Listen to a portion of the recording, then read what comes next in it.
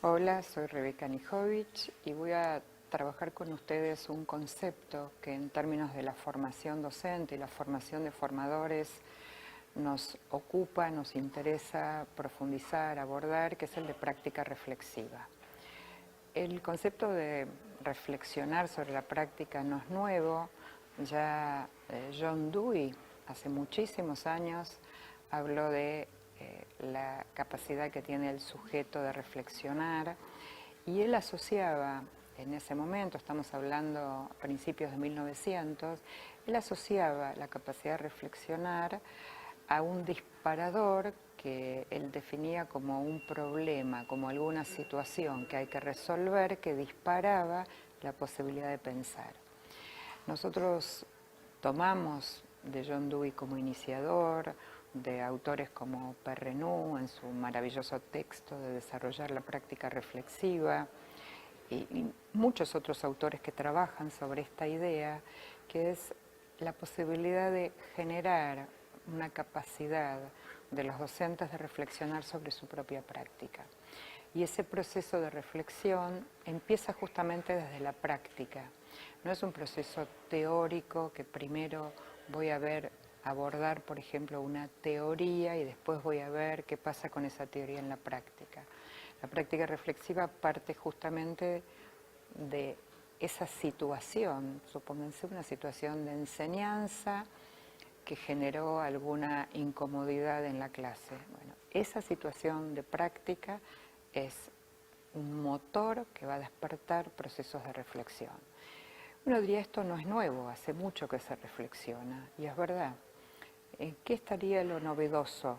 En que queremos que esa práctica reflexiva se torne sistemática, que sea una habilidad, una capacidad que un docente aprenda en su proceso de formación y que se la pueda llevar consigo puesta y la pueda utilizar cuando ejerza la docencia. Y esa capacidad de pensar sistemáticamente, no solamente cuando algo no me salió bien en la clase, que sería lo más común, ¿no? Un docente tuvo una clase que no le fue bueno, que piensa que no le salió bien, entonces se pone a pensar sobre la clase. La idea es que esta práctica sistemática de la reflexión sea un modo habitual que yo aborde en mis clases o al finalizar mis clases, no porque necesariamente haya salido mal, ¿no?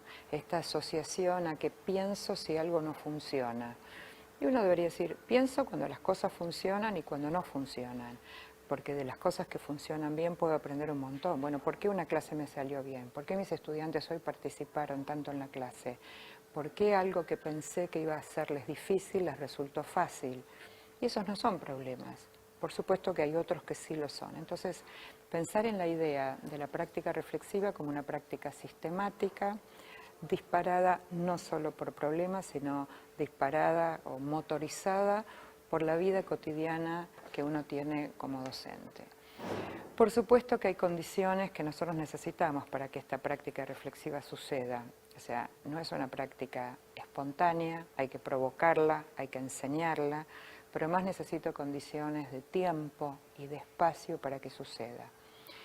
Y esto es tal vez lo más difícil de encontrar, pero también depende mucho de cómo uno gestione, en este caso, cómo uno gestiona la escuela, cómo uno gestiona una institución, cómo uno organiza en el horario de trabajo de los docentes un espacio para que esta práctica reflexiva sea sistemática.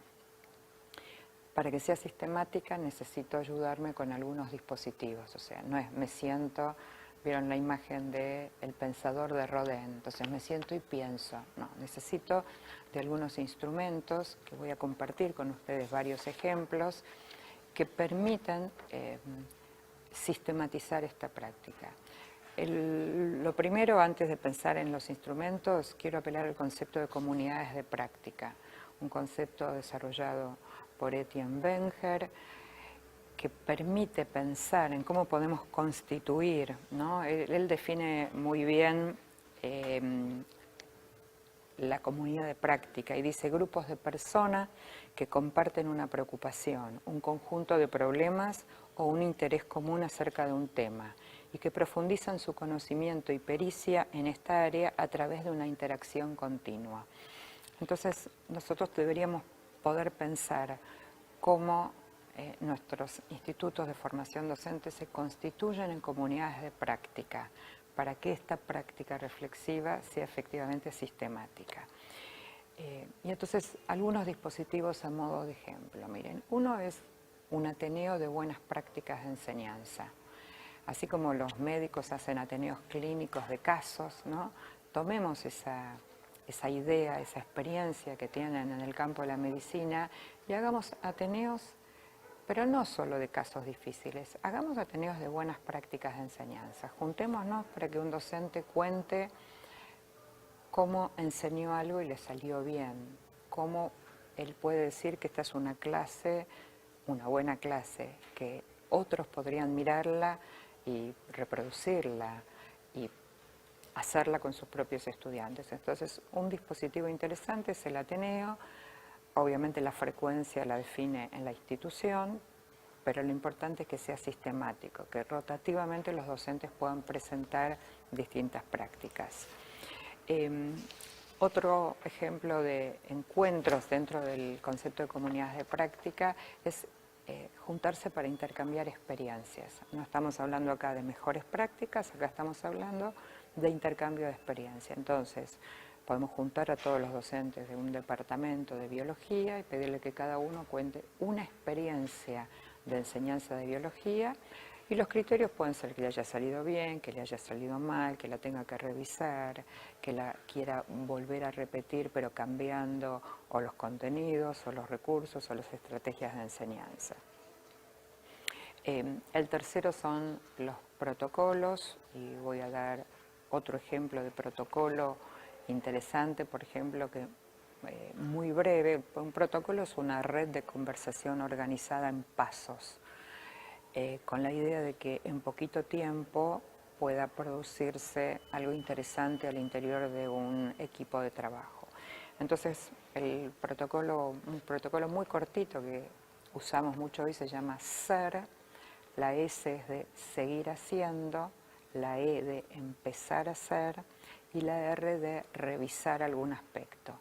Entonces, fíjense, si yo hiciera una reunión de equipo, de comunidades de práctica, y quisiera mirar, que cada docente mire sobre su propia clase, sobre su propia planificación, algo que le parece que sería bueno seguir haciendo, algo que sería bueno que empiece a hacer y algo que sería bueno revisar.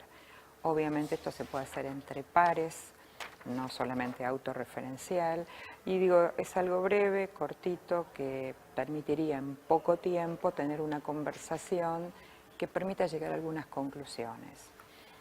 Quienes diseñaron la idea de protocolos, la diseñaron porque dicen que los docentes necesitamos muchas horas de reunión, necesitamos mucho tiempo de conversación y muchas veces no lo tenemos. Entonces el protocolo permitiría esta conversación de alguna manera acotada por una secuencia de frases o de ideas que me permitirían a mí en una institución lograr esta conversación. La última idea que quiero compartir, que nos parece que contribuye a la práctica reflexiva, es todo lo que tiene que ver con observación entre pares.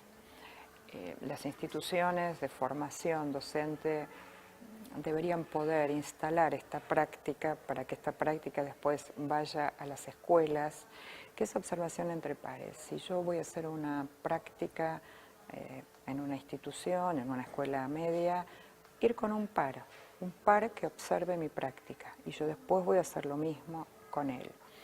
Hay mucha investigación mostrando el valor de la retroalimentación entre pares. Esto hecho con niños desde el jardín de infantes hasta la universidad. Lo que me dice un par tiene un impacto en términos de comprensión para mí muchas veces más fuerte, más profunda que si me lo dice un superior, un adulto, un docente. Es una práctica poco promovida. Muchas veces es cierto, alegando a factores de tiempo, ¿no? De disponer de tiempo para observar un par, pero me parece que no es un problema solo de tiempo, también es un problema de qué tipo de prácticas reflexivas queremos generar en nuestros docentes.